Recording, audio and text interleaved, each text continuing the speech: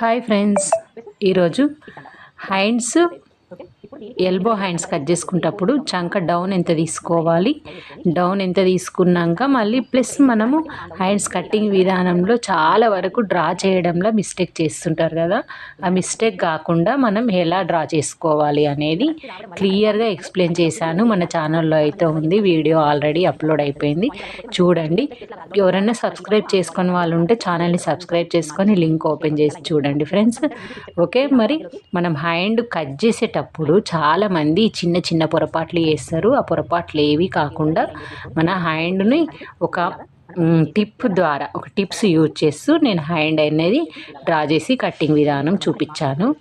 చాలామందికి ఇది క్లియర్గా అర్థమవుతుంది అనుకుంటున్నాను.